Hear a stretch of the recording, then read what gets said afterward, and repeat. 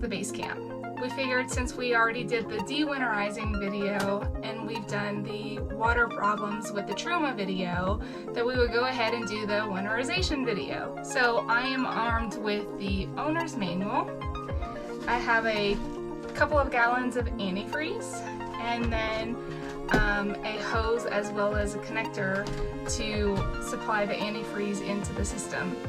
I've already dumped my black tank and my freshwater tank is empty. I know there are already some videos online for winterizing the Airstream, but I thought they were a bit lengthy, so today I'm going to make this short and sweet as much as possible and show you how we winterize our Basecamp. To remove the water from the Truma, if you move the air ducts kind of in the middle of the Truma, you will see this yellow switch.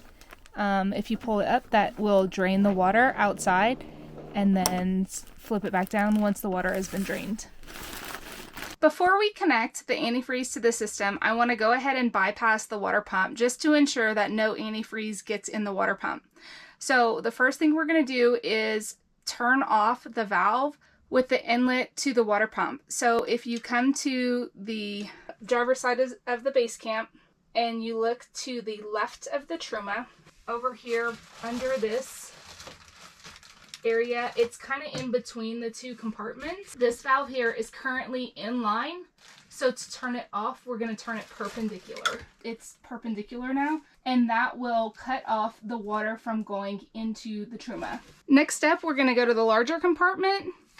The Truma water heater is in the middle, and we're going to come to the right hand side, and coming out of the Truma, there's this other line, which is our hot water line. So it's currently in line. We are going to turn it perpendicular, so no water is going to come out of the Truma. Next, we're going to kind of swing here just a little bit to the right, and there is another valve right here. This is the hot water bypass valve. So it is currently perpendicular, meaning the water is flowing through the Truma. We are going to turn this on, so in line, that is now activating the hot water bypass valve, meaning no water will go through the Truma. It is all going to bypass the Truma. Just kind of a recap before we do hook up the antifreeze. Coming into the Truma is going to be perpendicular, meaning it's turned off. No water into the Truma. The red pipe coming out of the Truma is turned off, perpendicular, meaning no water coming out of the Truma. And then finally, the hot water bypass valve is turned on in line, meaning we want to bypass the water heater.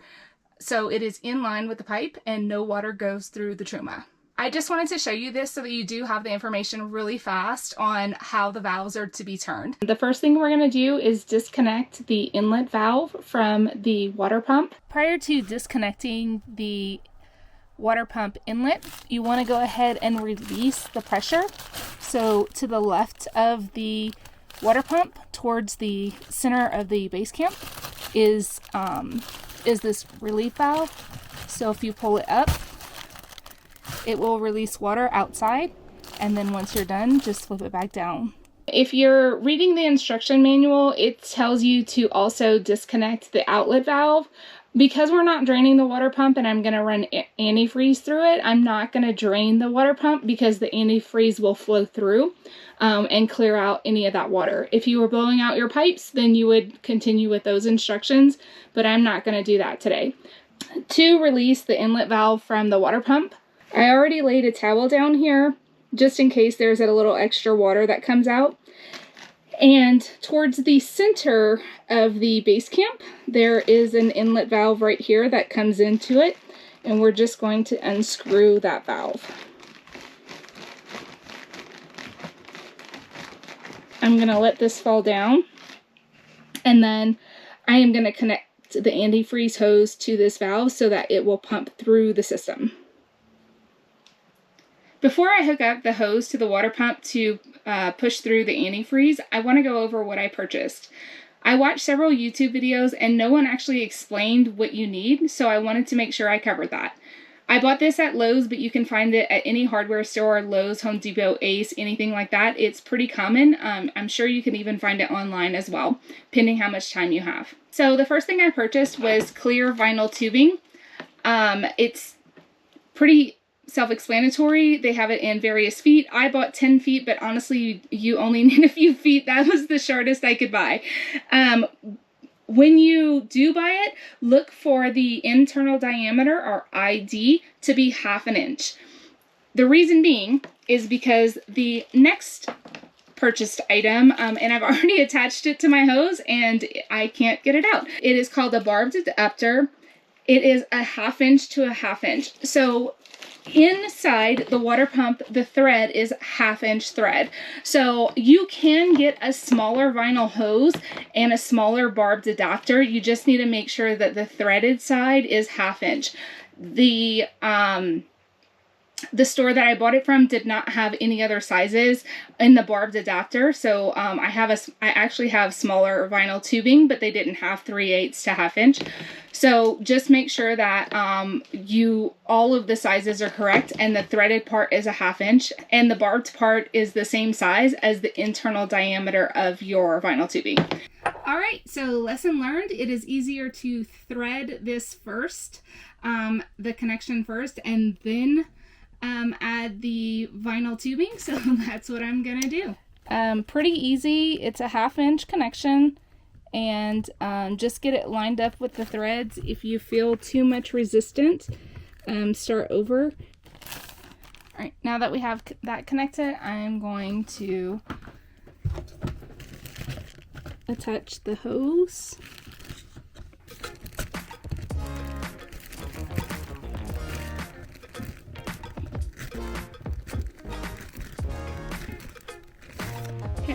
And then we are going to take it out, and I have my bottle of antifreeze here, so I'm going to stick the hose to the bottom of the antifreeze. So now that we have the barbed connection and then the hose, I'm going to cut my hose to stick inside the antifreeze.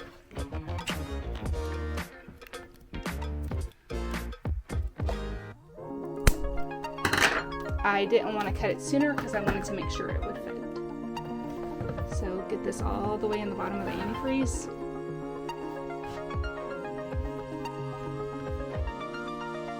And now we're going to turn the pump on and run the antifreeze through the system. We're starting at the faucet, the uppermost point in the Airstream, and we are going to let it run until we see pink. I do know I have a leak at the behind the faucet. So both are running pretty pink now. I'm going to turn that off. Next, we're going to come into the bathroom. I'm going to grab the shower hose, and we are going to run hot and then cold.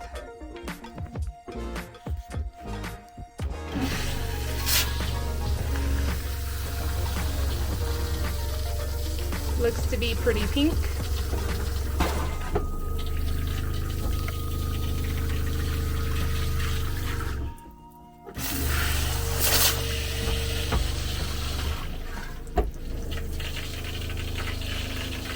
All right, again, we're pink again.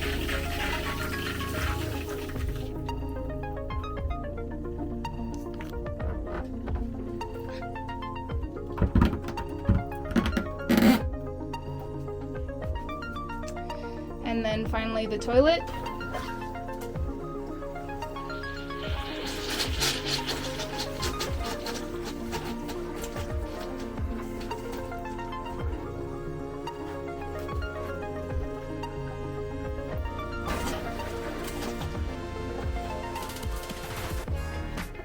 All right, that is pink as well.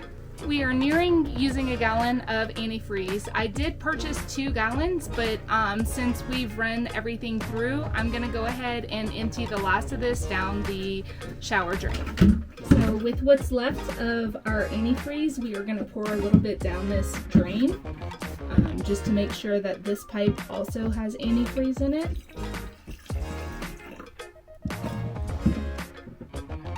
Airstream does not recommend leaving any of the antifreeze on the surfaces because it can stain them, so I'm going to clean this up a little bit.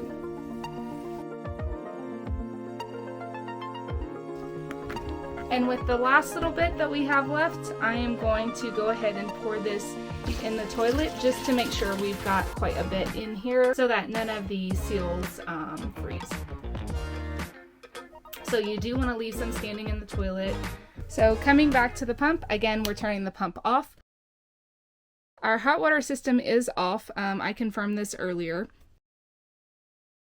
After we finished pumping the antifreeze through the Truma, I went ahead and unplugged it just so it didn't kick on. Even though it's turned off, it's just an extra safety precaution to have it unplugged.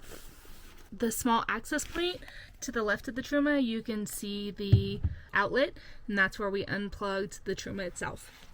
We're not done winterizing just yet. We did get the antifreeze all the way through the system, so we're good there. But if you have batteries, you should remove them. We have solar panels, so all we're going to do is turn off the solar system so that they don't constantly charge and use the batteries. To turn off the batteries, from the sink we're going to come down, and then there's a silver knob, and we will turn it to off. Notice the batteries are off. My lights just went out. That's it for the winterization of our Airstream. I do hope that you enjoyed this video. If you start next season before we do, please feel free to check out our de-winterization video as well as our Truma hot water problems video. Thanks for watching, and we'll see you soon.